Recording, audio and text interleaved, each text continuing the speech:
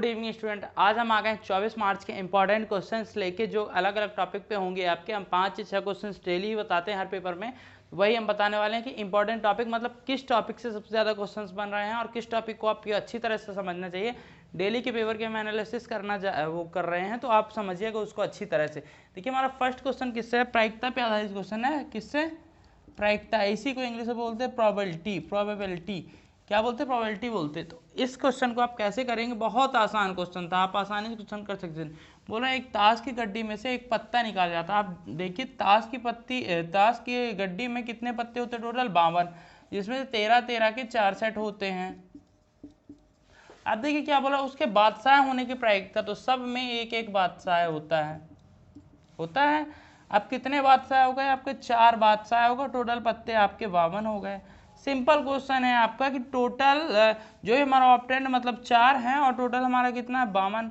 ये हमारा फार्मूला होता है। सॉल्व कर दीजिए। 4 एकम 4 और 13 चौके 52, मतलब 1/13 आपका आंसर आ जाएगा। बहुत आसान क्वेश्चन था, आसानी से आप कर सकते। इसी तरह के प्रायिकता के क्वेश्चन आते हैं, थोड़ा सा इससे टफ होता है। तो बहुत ही ईजी आ गया था कल के पेपर में, मतलब कल का पेपर लेवल थोड़ा सा डाउन ही था, अच्छा पेपर था मतलब। तो आप कर सकते थे इससे क्वेश्चन को इस तरह से। हम बताने वाला आपको सेकंड नंबर क्वेश्चन, जो कि नेक्स्ट टॉपिक पे होगा। बताएं कैसे आपको उस क्वेश्चन को आप करना है। स्टूडेंट्स हम लेके आ गए दूसरा क्वेश्चन। ये देखिए क्या बहुत आसान क्वेश्चन है। और एक चीज हम बता दें, अच्छी इंफॉर्मेशन है कि विभाजिता नियम पे क्वेश्चन आने चालू हो गए हैं, मतलब डिविजिबिलिटी रूल पे आपके क्वेश्चन आने चालू हो गए हैं। तो आप इसको अच्छी तरह से पढ़िए। हमारी आपने ये वाली दोनों वीडियो नहीं देखी तो वो वीडियो जाके जरूर देखिएगा। उसमें दोनों वीडियो, हमारा जो पूरा सीरीज है इसकी 2 वीडियो की, उसमें बहुत ही अच्छे क्वेश्चन तरीके से हमने डिविजिबिलिटी रूल को एक्सप्लेन किया है और समझाया है किस किस तरीके से क्वेश्चन बन सकते हैं और कैसे। आज इस क्वेश्चन से हम बताने वाले हैं आपको 2-3 तरह के क्वेश्चन। पहले तो हम इसका सॉल्यूशन बताएंगे, उसके बाद आपको दूसरी चीज़ बताएंगे। हमारा जो बोल रहा है ये नंबर है, इसमें से क्या घटाया जाए कि 9 से हमारा विभाजित हो जाए। सिंपल सा कॉन्सेप्ट है। यदि 9 से विभाजित बोल रहा है मतलब इसका सम जो है 9 से डिविजिबल होना चाहिए। सम मतलब अंक जोड़, तो 6 + 7 + 9 + 8, इसका अंक जोड़ कितना हो रहा है? 30। अब देखिए बोला क्या घटाया जाए। तो यदि आपको इससे 9 से डिवाइड करना है तो कितना आ रहा है? आप 9 से डिवाइड करेंगे 30 को तो कितना आ रहा है? 9 × 30 = 27 आ रहा। कितना बच रहा? 3 बच रहा शेष फल। मतलब यदि हम इसमें से 3 माइनस कर दें इसमें से, तो हमारा 9 से पूरा पूरा डिविजिबल हो जाएगा। मतलब आपका 3 आंसर आ जाएगा। यही आपका आंसर था। बहुत आसान क्वेश्चन। इसमें यदि बन जाता कि क्या जोड़े कि हमारा 9 से डिविजिबल हो जाए, ये तो घटाने वाला था। हम आपको 2-3 तरीके से इसी में से क्वेश्चन जो बनने वाले वो हम बता रहे। बोल रहा है इसमें से क्या जोड़े कि हमारे ये हो जाए, तो क्या जोड़ेंगे हम? इसमें 3 शेष बच रहा है ना, हमको क्या जोड़ना होगा कि 9 हो जाए, इसमें 6।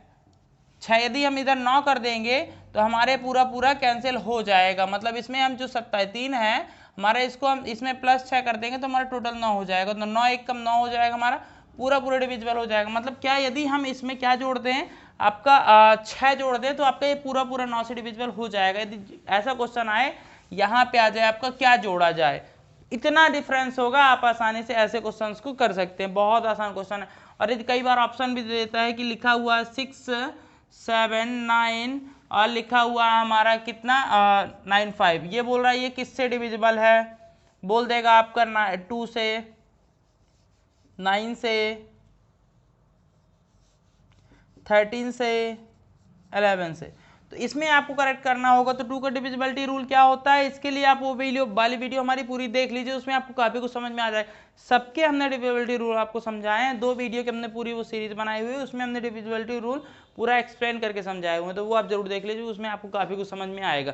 अब हम बताने वाले हैं आपको थर्ड क्वेश्चन, जो कि अलग कॉन्सेप्ट पे क्वेश्चन है, तो वो हम बताएंगे अलग टॉपिक पे, जो कि इंपॉर्टेंट टॉपिक है। और हमने जो कि बताया जैसा कि आपके डिविजिबिलिटी रूल पे क्वेश्चन आने चालू हो गए, तो इस टॉपिक को आज अच्छी तरह से आप पढ़ लीजिएगा। तो अब हम बताने वाले आपको अगला क्वेश्चन। स्टूडेंट्स ये हमारा थर्ड नंबर क्वेश्चन है। अच्छे कॉन्सेप्ट पे, इसमें हम क्षेत्रफल, आयतन वगैरह इसमें निकालना पड़ता है, एरिया, वॉल्यूम, ये सब निकालना पड़ता है। तो इसमें दिया हुआ है घन की भुजा। घन तो आप सब जानते ही होंगे कि घन का शेप क्या होता है। आप अच्छी तरह समझिए इसको। घन की 6 साइड्स होती हैं और 6 की 6 क्या होती हैं? इक्वल। कितने फलक होते हैं? 6। मतलब 1, 2, 3, 4 और ये अगल बगल की एक और होती है 5 कहना चाहिए, और एक पीछे साइड की होती है 6। तो ये टोटल 6 फलक होते हैं। तो पूछ रहा संपूर्ण पृष्ठ का क्षेत्रफल, बहुत आसान क्वेश्चन है। भुजा दी हुई है उसकी एक, संपूर्ण पृष्ठ का क्षेत्रफल क्या होता है 6 इंटू भुजा का वर्ग। अब 6 इंटू भुजा क्या दी हुई है 7.5 का वर्ग, 6 इंटू 7.5 का स्क्वायर होता है 56.25।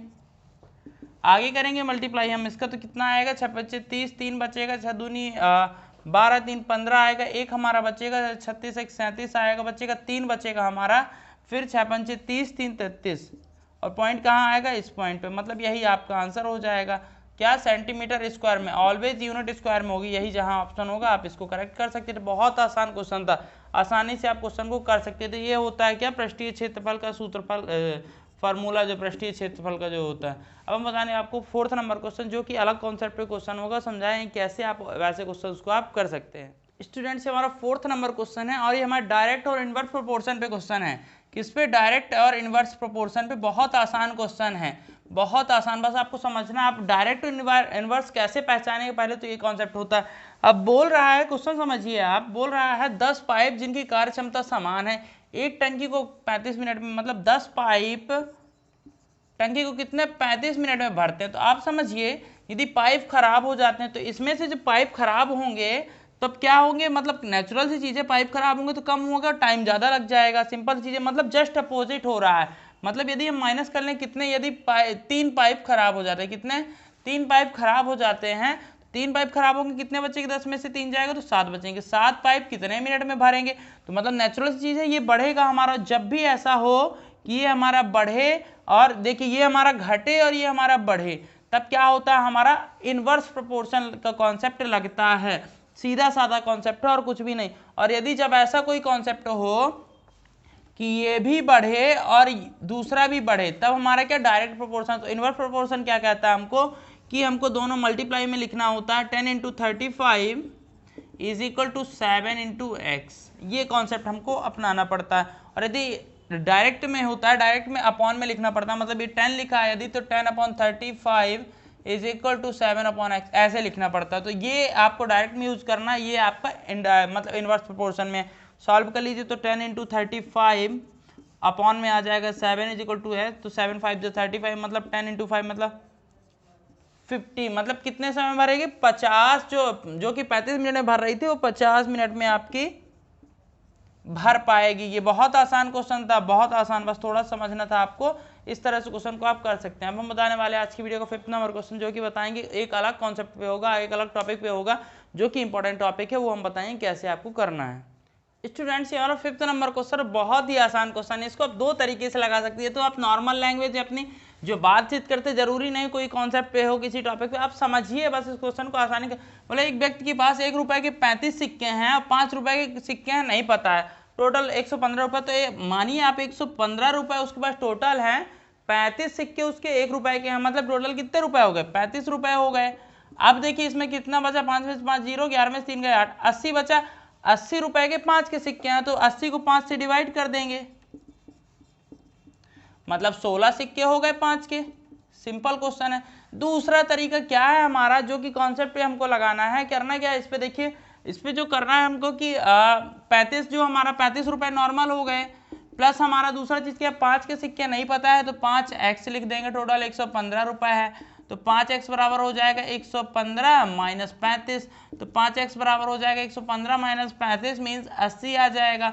आगे करेंगे तो x बराबर 80/5 आ जाएगा 16, सीधा सा आंसर आ गया, 16 सिक्के 5 के होंगे। इस तरह से आप दोनों तरीके से लगा सकते हैं, ना कोई फॉर्मूला है ना कोई कॉन्सेप्ट, अपना दिमाग यूज करके आसानी से क्वेश्चन को आप कर सकते थे। ये भी आपको करने की जरूरत नहीं थी यदि आपको सही तरीके से मैथ की कैलकुलेशन आ जाते हैं, तो आप इस तरह से क्वेश्चन को कर सकते हैं। आज हम 2 क्वेश्चन और आपको एक्स्ट्रा बताने वाले हैं, 5 ही बताते हैं वैसे तो हम, लेकिन आज हम 6 और 7 2 क्वेश्चन और बताने वाले हैं, जो कि अच्छे टॉपिक से बने हुए हैं और पेपर्स में रिपीट हो रहे हैं, आ रहे हैं वो क्वेश्चन, तो वो हम आपको बताने वाले हैं।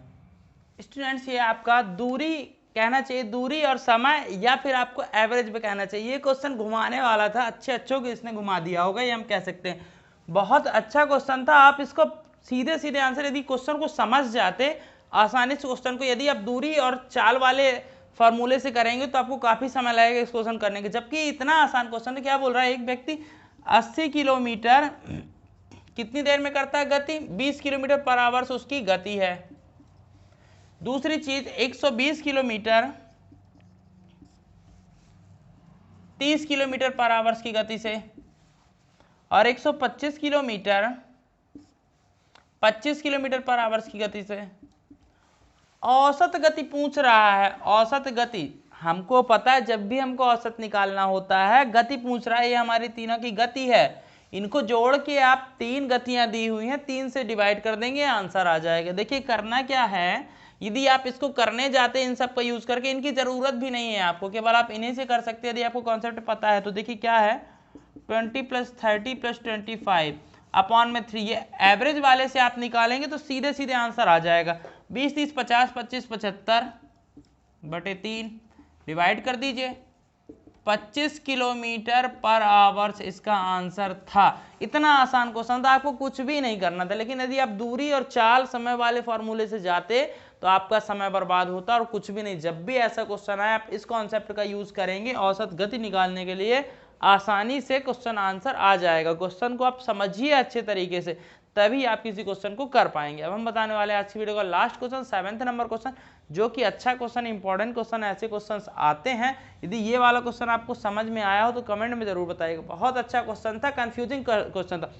इस समय ऐसे ही क्वेश्चन आ रहे हैं, मतलब 4-5 छोड़ के ऐसे क्वेश्चन आ जा रहे हैं जिनमें कि आप कंफ्यूज ही हो जाएंगे। करना क्या है, गति निकालना, समय निकालना, औसत गति निकालना, कंफ्यूज हो जाएंगे। जबकि इसमें सीधा सीधा लिखा औसत गति, मतलब एवरेज निकालना है, सीधा एवरेज स्पीड तीनों के दी हुई टोटल निकाल लेना था आपको, डिस्टेंस से कोई मतलब ही नहीं था। तो इस तरह से आप कर सकते थे। ये हमारा लास्ट क्वेश्चन आने वाला 7 नंबर क्वेश्चन स्टूडेंट्स, हमारा लास्ट क्वेश्चन है और ये हमारा सिंप्लीफिकेशन पे डिपेंड क्वेश्चन है।